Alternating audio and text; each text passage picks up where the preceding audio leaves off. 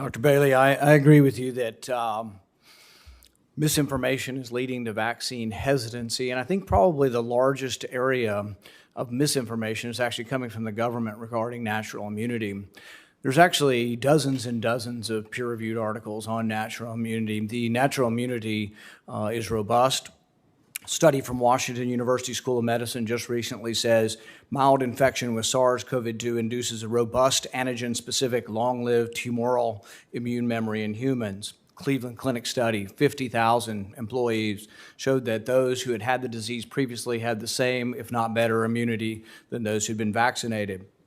If we deny this and we say, stick your head in the sand, everybody be vaccinated, don't worry your pretty little head about whether you've had it or not, we don't do any testing, we have lots of ways of testing for immunity, guess what? The people are going to have hesitancy because they think you're not telling them the truth, which is true. That isn't the truth. We do know that you get robust immunity from this.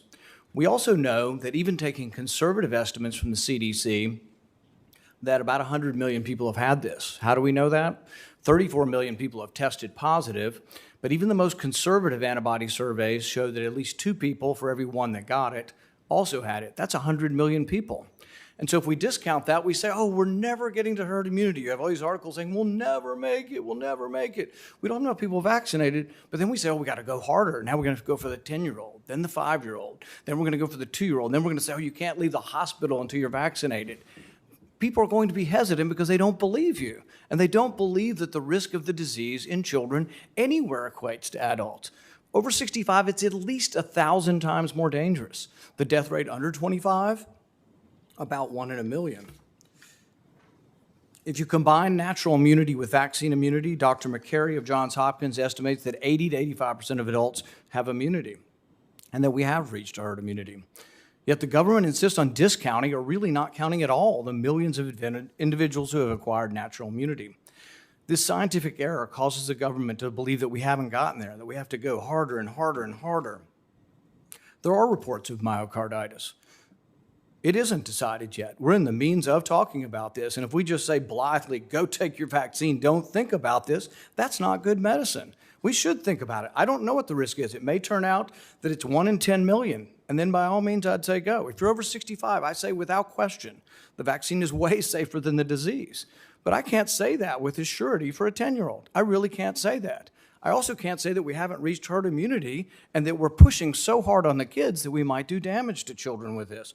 It's an unknown question. The science is not completely done on children. They're discussing it this week. How frequent is myocarditis? We don't know that.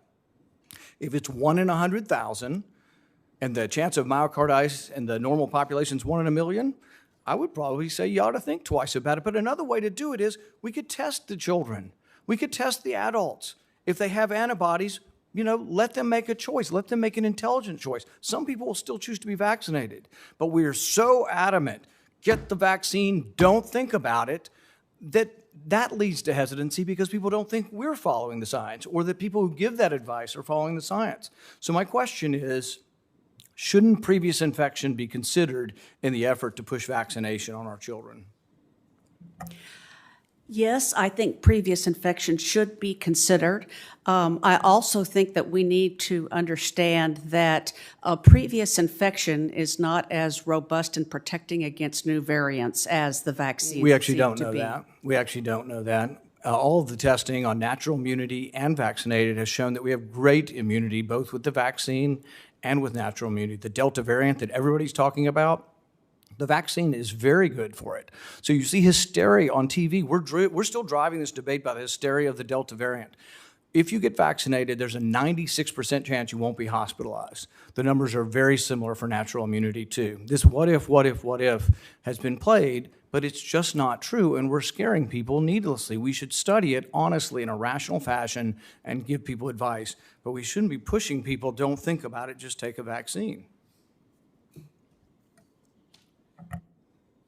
Dr. Bailey, failure to acknowledge natural immunity has led to the policy of indiscriminate vaccination. So when we do this, we divert the vaccine from those who truly need it. In India, getting to herd immunity may take a couple of years. 6,000 people were dying a day recently. And they're taking the advice of the government experts in our country that they should vaccinate everybody indiscriminately. In doing so, tens of thousands, if not millions of Indians will die because you're going to have millions of people who have already had it. If you could get the vaccine to those who need it more, you will save lives. It's the same way with diverting it to those over 65. In my community, in this country, we're giving it to young, healthy 28-year-old volunteer firemen. You know, that makes no sense at all. So do you think in countries like India, we should take into account whether you've had it to try to make the vaccine go farther so we could save lives? I can't comment on vaccine administration strategies in other countries. I do know that we need to be a good part of the global community and provide as many vaccines as we are able to make after we've taken care of our own population, which we have plenty of vaccine for.